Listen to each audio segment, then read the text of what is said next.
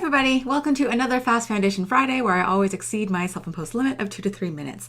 In this episode, we're going to talk about whether you should wear your corset with a gap in the back or completely closed. And if you want the short answer, it is completely up to you. It's completely preference. Unless it is enforced by certain corset makers, and I will get to that at the very end of this video. With most off-the-rack corsets, the size you see is the size you get. So if you order a corset that says it's 30 inches in the waist, then when it's lace closed, your waist will also be 30 inches, barring any stretch or ease. And also keep in mind that we're also talking about the internal corseted waist, not the external waist over the corset. If you want to learn all about that and your true internal corseted waist, I will link my video up in the cards somewhere here and also in the description down below. And I should also mention that the definition of a closed corset is when the two edges of these lacing panels here are touching. So a closed corset does not mean that one has simply laced enough for the modesty panel, say, to reach across the back. Yeah, closed means that it is laced shut and you can't get it to actually lace any smaller without actually altering the corset. So there are a lot of reasons why somebody might want to wear a corset with a lacing gap in the back, or if they want to lace it closed. And honestly, there's no really right way to do this, unless, of course, the corset maker enforces it, which I will discuss at the end of this video. So wearing a gap in the back can add some flexibility to the back of the corset. I've heard it described by some people as open laces acting like a hinge, so that when you're walking, as you're swinging your hips or you're bending or you're doing all sorts of activities, the corset can shift and swing with you. Also, if you have a sensitive spine, so you have very low body fat and your vertebrae tend to protrude, like if you can feel them, like, if you just touch your back here, you can just feel the bumps of them, you might find it more comfortable to wear the corset with a gap in the back so that the steels in the back of this corset, the steels right here, sandwiching the grommets, don't rub against your vertebrae. But then again, almost everybody I've seen in a corset has what we call the Venus fold, and that is regardless of your body fat percentage or size you are. Because the Venus fold is basically like the skin on your back and the erector muscles that line on either side of your spine. Those get pushed together as you're lacing the corset shut in the back. And almost everybody gets that illusion of the cleavage, or some people call it a crack, but we usually prefer to call it the Venus fold, and some people actually like the way that looks. Most people, regardless of their body fat, do get that to some extent. So it's not like your vertebrae are going to be constantly rubbing against the back of the corset. Some people still might have sensitive vertebrae and they just prefer to wear their corset in the gap in the back. But if you are prone to the Venus fold, then the rubbing might not be quite so much of an issue for you. I personally can feel my vertebrae a little bit through my shirt here, and I am still able to wear a corset completely closed in the back. Having a gap in the back of your corset also accounts for some weight fluctuations. So if you happen to lose 5 or 10 pounds, your corset might still fit without feeling too loose. You might go from wearing it with a gap in the back to wearing it completely closed if you happen to lose your weight proportionally on your ribs and waist and hips. Of course, if you are like myself and many others, and your fluctuations tend towards increasing in weight as opposed to decreasing. This is why I tend to order my corsets to close when I'm at the lower end of my comfortable weight range. So if and when I eventually gain some inches, then I can comfortably wear it with a small gap in the back of the corset, and that gap is not going to be too large for me. Also, if you have nerve issues, especially sciatica, you might feel more comfortable wearing a corset completely closed so that the steels in the back of the corset are centered over your spine instead of being offset, so it's not putting pressure on that part of your nerves. Or some people might feel more comfortable wearing it with a gap in the back. And that is trickier to really put a blanket statement over, because everybody has a very slightly different variation in how their nerves are dispersed and distributed throughout the body. Yeah, it really isn't exactly in the same place to the millimeter on everybody's body. So you really have to kind of experiment and find which is more comfortable for you if you do have nerve issues. But I think it's important to also say that I don't wear my corsets closed all the time. Throughout the day, I may fluctuate the tightness based on my personal comfort level. And, if I'm doing informative videos where I'm actually wearing a corset and, standing in the corner between those two doors, I often don't have my corset completely closed in the back. When I'm doing my corset reviews though, I like the tidy look of a closed corset, and a corset that is lace closed from top to bottom is giving no illusions about the size I am or the silhouette that the corset gives. You might remember an old video I did, I think I made it in like 2013 or something, about the shape of your corset gap and what that might mean about the fit of your corset and your body type and whatnot. And I mentioned that a corset with a relatively tubular silhouette can easily be tied onto a curvy mannequin or dress form with a really wonky, like this shape in the gap in the back. And in that product photo, if they don't actually show you the back of the corset laced on the dress form, you might not know that it's laced with a really wonky lacing gap, which means that it is laced smaller at the waist and looser at the top and the bottom.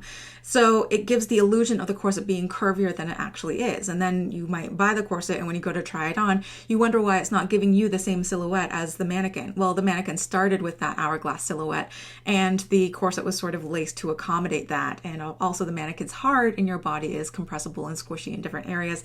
So I don't want to go into all of that like complication and nonsense. Like, if you know that my corset is laced completely closed in the back, you know that what you see is what you get in terms of the silhouette. And I made like a 3-part series a few years ago. It's very dry, but it is very informative, and it tells you about the different methods of corset sizing that different off-the-rack companies use, also how to take your own body measurements, and also how to measure the corsets you own in the bust, underbust, waist, and hips, so that you can determine whether those measurements are accurate.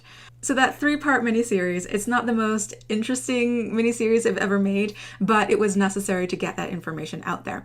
So like I said before, most off-the-rack corsets are designed and made such that if you do wear it completely lace closed in the back, then your internal waist measurement will more or less measure what it says on the label. But another important thing to mention is that even though this is the way that off-the-rack corset sizes work, a lot of off-the-rack brands train their employees to give sizing advice such that the customer will be wearing it with a 2 to 3 inch gap in the back. So when I personally recommend corsets from my shop, I will often, not always, but often recommend a couple of different sizes. I will say, if you get this size, you will eventually lace it closed in the back. If you prefer to always have it with a gap in the back, you can wear it in, the smaller size with a lacing gap, but it would still fit your ribs and hips comfortably, hopefully with no overspill. And in another previous corset video, actually it was the addendum to my corset gaps video actually, I also discussed how wide of a gap in the back of a corset is too wide. And if you've got like a 10 or 12 inch gap in the back of your corset, that corset is just too small for you. The side seams of the corset are offset too much, they're angled too far forward. So the side seams of the corset are not anywhere near the size of your body. Then you don't have the appropriate torque in your corset to, tighten the corset in the back. And you run the risk of putting uneven stress on the corset and even warping it, amongst a few other fitting issues and comfort issues. But a gap at the back that is 1 or 2 or 3 inches is generally fine, and it won't off the seams of the corset too much or throw off the intended fit too much. And in another previous video where I talked about Venus dimples, and I'm referring to a lot of my old videos today for some reason, but the Venus dimples are like those dimples above your butt in like your lower back. They're really cute. And many, if not most people, can see or feel their Venus dimples because it marks the ligaments in your pelvis and where your sacroiliac joint is. But some people have Venus dimples that are a little bit wider apart. Some people have Venus dimples that are a little bit more narrow. And so some people find it more comfortable to wear their corset with the gap in the back about the width of their Venus dimples as their maximum, because that's the way that their skeletal structure and their musculature just kind of lines up for them, and it fits most comfortably that way. That was kind of a fun video, so I'll link it up in the cards and also in the description down below if you want to check that one out. But for other brands and other guidelines, I think Dark Garden had once mentioned that the gap at the back of your corset, if it's about 10% of your corset size, that's generally fine. So if you wear a size 20 corset, you can wear it with a 2-inch gap. If you wear a size 40 corset, you can wear it with a 4-inch gap. If you wear a size 60 corset, and yes, size 60 corsets do exist, just not in the off-the-rack world, you generally have to go custom for that, then you can theoretically wear it with a 6-inch gap in the back. And that will not affect the fit or the feel or the function of the corset too much. But a 6-inch wide gap on somebody wearing a size 18 corset is definitely not going to look or feel or fit the same way as it is on a larger corset. Okay, one last thing. There are a few corset makers that deliberately size their corsets in such a way that in order for you to get your intended waist size, your corset has to be worn with a gap in the back. So like I said before, most off-the-rack corsets are designed and made such that if you do wear it completely lace closed in the back, then your internal waist measurement will more or less measure what it says on the label.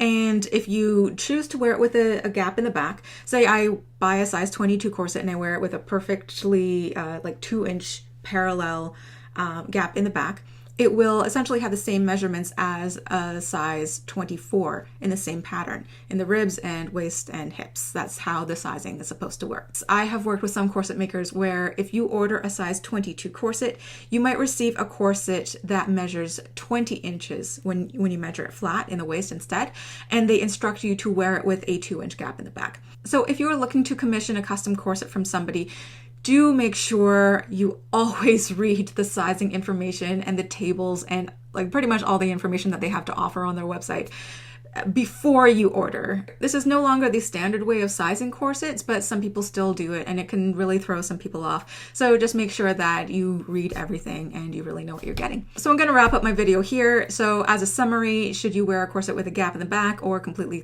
laced shut? There is no correct way to do this. It is completely preference unless you are going with the odd corset maker who is really enforcing that their corsets be worn a certain way. I have my own set of reasons for wearing my corsets completely laced shut whenever possible in my previous or most of my previous corset reviews. In some of my upcoming corset reviews, you'll see that I will be wearing a corset with a gap in the back, and there are specific reasons for that because the corset wasn't made for me or, you know, the fit is really off, and I discuss those in my future videos as well. So this video has gone on for way too long, so leave me a comment down below and let me know whether you prefer to wear a corset laced closed or with a gap in the back and your reasons why. Thank you so much for watching, and I will see you next week for another video.